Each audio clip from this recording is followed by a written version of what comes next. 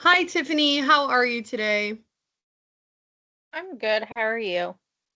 Good. I'm so glad and happy to see you back for our next session. So, kudos to you. Great job. I know coming back sometimes can be one of the hardest steps. So, really great job to you. And it's very commendable. So, I'm excited to begin the sessions and work with you.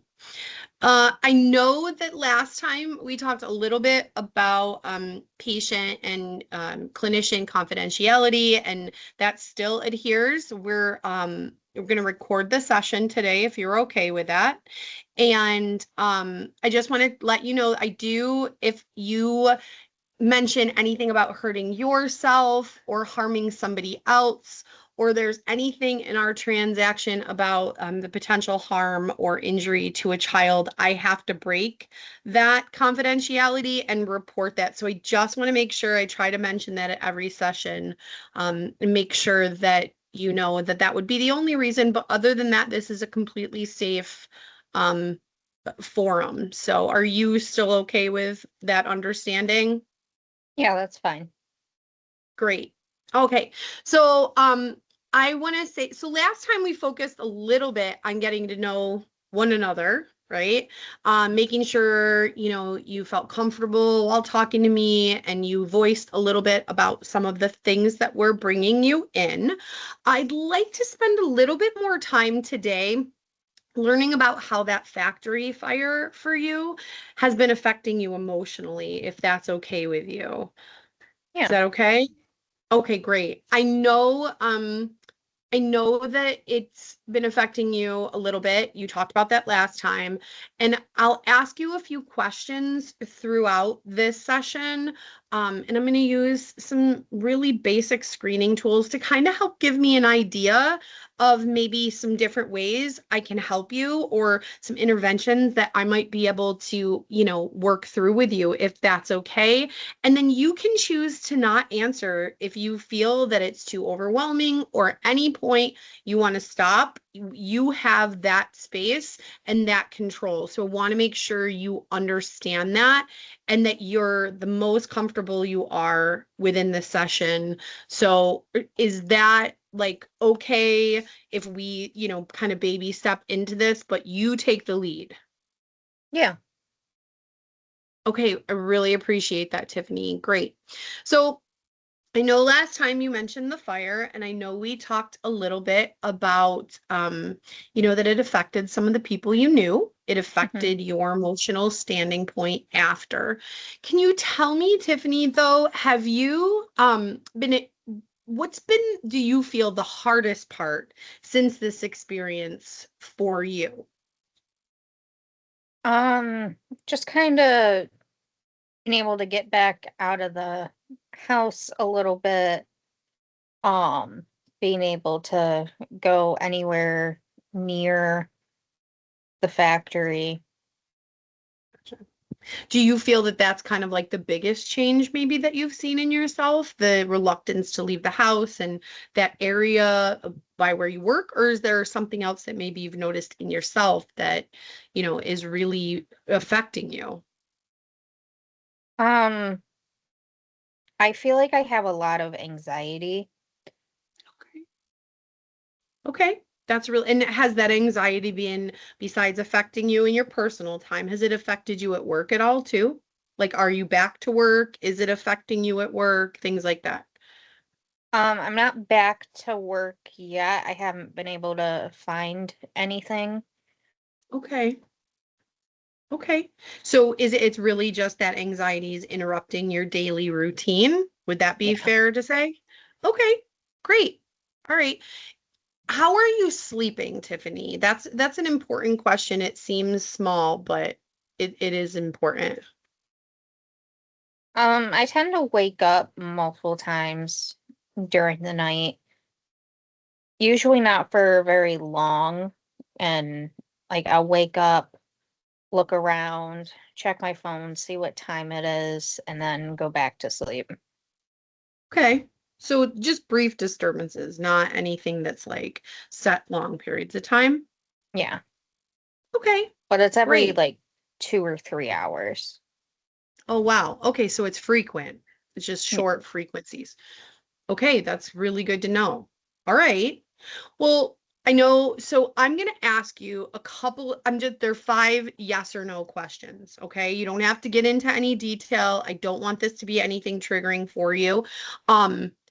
These questions are questions that I ask many of my clients that have been through traumatic events, which we acknowledged last time you really have. This is traumatic for you. So are you okay if I ask you these simple questions? You do not have to answer them at any point if you feel uncomfortable. Yeah. Okay, great. So we're just talking about in the last month. All right. So in the last month, have you had any nightmares about the event or thought about it when you really didn't want to? Yes. Okay.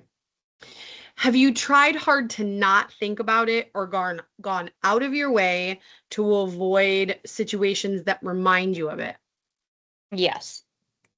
Okay. Have you been constantly on guard or watchful or easily startled and things since the event? Yes. Okay. Have you felt numb or detached from either people, activities, surroundings, things like that? Yes. All right. And have you felt guilty at all throughout this month or blamed yourself for what happened for the problems that the event caused? Not really for what happened, but I feel guilty about a lot of like the people I knew that got hit worse than me.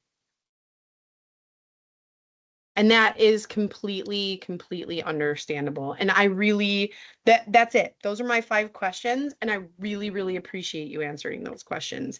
And all of your answers, I want to assure you, Tiffany, they're very much common responses based on what you shared and what kind of I see with traumatic events. This is just a minor tool that I use to kind of talk about PTSD and things like that that some of my clients might experience after a traumatic event. And this is by no means like the only assessment tool I use clearly, but it is a really good jumping off point because as along like it doesn't singularly diagnose PTSD, but it really does give me a really good tool on how to explore the symptoms that you're experiencing more thoroughly for our future sessions and as we work together, okay? Hmm. Great.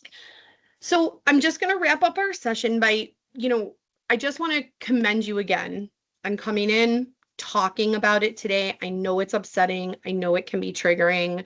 Many people who experience traumatic events have reactions like what you're going through. So I want you to understand that this is not out of a realm of like total, you're the first person that this has happened to. It's important that support, like that that support is available not only through me, but through resources like 211 or calling your primary care, or if the need be, there is like the CPAP Clifton Springs line. If you feel at any point that this is becoming too overwhelming, and these can be basic supports or they can be extensive supports. So I just want to make sure that you understand that what you're going through is absolutely normal, Tiffany, and that this distress that you're experiencing, there are things that we can do to combat that. So there is some light at the end of the tunnel. So I want to make sure you know that. And I know we learned a little bit more today about what you're going through. We're going to continue to explore the next steps and not for our future sessions.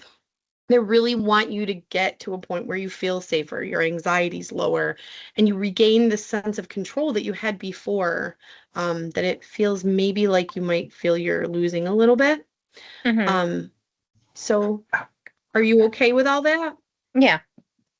Great. Awesome. So before we finish, I just want to make sure and check in and see how you're feeling about today. I know I asked some questions that could be upsetting. I'm feeling okay. Okay, good. Sometimes we have to get through like the hard stuff to get to the really good, the good stuff. Um, So just remember, there's always things you can do. I can send you emails for grounding yourself or some mindfulness in the meantime. But I look forward to us meeting again, and we'll reach out again and schedule another session soon. All Sounds right. good. Great. You have a wonderful day. Okay. You too. Thank you.